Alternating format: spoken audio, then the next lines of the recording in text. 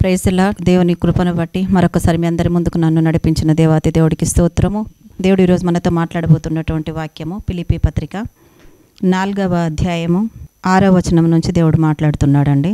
దేనిని గూర్చియు చింతపడకుడి, కానీ ప్రతి విషయములోనూ ప్రార్థనా విజ్ఞాపనముల చేత కృతజ్ఞతాపూర్వకముగా మీ విన్నపములు దేవునికి తెలియజేయుడి.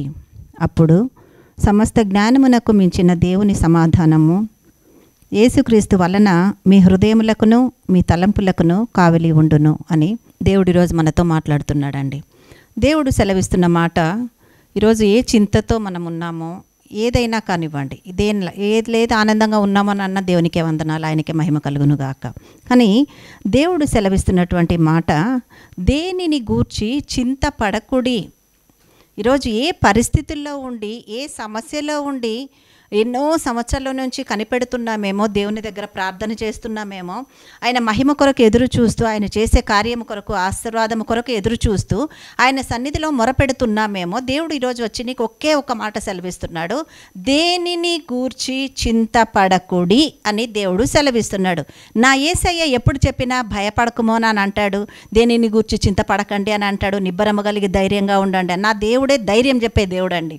కానీ ఈరోజు యేసయ్య మనందరితో మాట్లాడుతున్నటువంటి ఆయన వాక్యం ఏమై ఉందంటే, దేనిని గూర్చి చింతపడకుడి, కానీ మనం చేయాల్సింది ఏంటిది? ప్రతి విషయములోనూ ప్రార్థన విజ్ఞాపనముల చేత కృతజ్ఞతాపూర్వకముగా మీ విన్నపములు దేవునికి తెలియజేయుడి అని దేవుడు సెలవిస్తున్నాడు. దేనిని గూర్చి చింతపడద్దు. సమస్య ఉంటే చింతపడద్దు అని అంటున్నారు.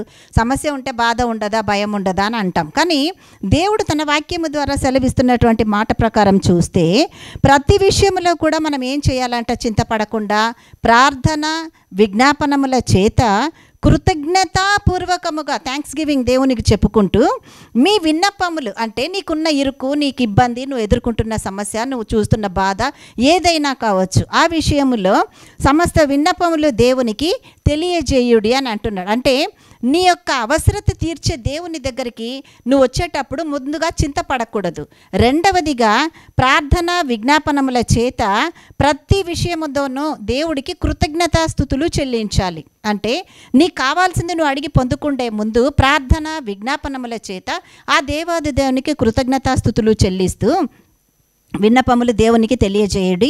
అప్పుడు ఏమవుతుంది? సమస్త జ్ఞానమునకు మించిన దేవుని సమాధానము యేసు క్రీస్తు వలన మీ హృదయములకును మీ తలంపులకును కావిలి ఉండును అని దేవుడు తన వాక్యము ద్వారా సెలవిస్తున్నాడు. ఇప్పుడు నీ చింతను దేవుడు ఆశీర్వాదంగా మార్చడానికి ఇచ్చే సొల్యూషను దేవుడు ఏం సెలవిస్తున్నాడు? నువ్వు చింతపడకుండా ప్రతి విషయంలో కూడా ప్రార్థన విజ్ఞాపనముల చేత కృతజ్ఞతాపూర్వకముగా నీ దేవునికి నువ్వు తెలియజేసిన క్షణములో దేవుడు అప్పుడేం చేస్తాడంట? సమస్త జ్ఞానమునకు మించిన దేవుని సమాధానం, అంటే నువ్వు ఉన్న పరిస్థితుల్లో నీకు ఓదార్పు వస్తుంది, నీకు ధైర్యం కలుగుతుంది, నీకు నిబ్బరము కలుగుతుంది. నువ్వు ఇది కాదు కదా, ఇంకెంత పెద్ద సమస్య వచ్చినా నేను ధైర్యంగా నిలబడగలను, నేనెందుకు భయపడతాను, ఎందుకంటే పోరాడేది నేను కాదు కదా, నా పక్షముగా నా దేవుడు నాకున్నప్పుడు. రోమాపత్రిక 8వ అధ్యాయంలో ఆయన అంటాడు కదా, ఏమంటాడు? క్రీస్తు మన పక్షమున ఉండగా మనకు విరోధి ఎవడు అని అంటాడు. అంటే నీకు విరోధే దేవుడు సృష్టించలేదు, నీ కొరకు ఒక విరోధే లేడు. వాణ్ణి కూడా దేవుడు సిలువలో ఆయన మరణము ద్వారా వాణ్ణి ఓడించి వెళ్ళినప్పుడు దేవుడు దేనికి నువ్వు భయపడాలని చెప్తున్నాడు? దేనికి భయపడకుండా నేనున్నాను కదా నీకని ధైర్యపరుస్తున్నప్పుడు నువ్వు గ్రహించాల్సింది ఏంటిది? నువ్వు ధైర్యంగా సమాధానముతో ఉండాలి. ఆ సమాధానం నీకు ఎప్పుడు వస్తుంది? దేవుడు సెలవిచ్చిన విట్టుగా దేనికి ముందు చింతపడకూడదు. చింతపడకుండా ప్రార్థన విజ్ఞాపనముల చేత దేవుని సన్నిధికి వచ్చి కృతజ్ఞతాపూర్వకముగా మీ విన్నపములన్నీ దేవునికి తెలియజేయుడి.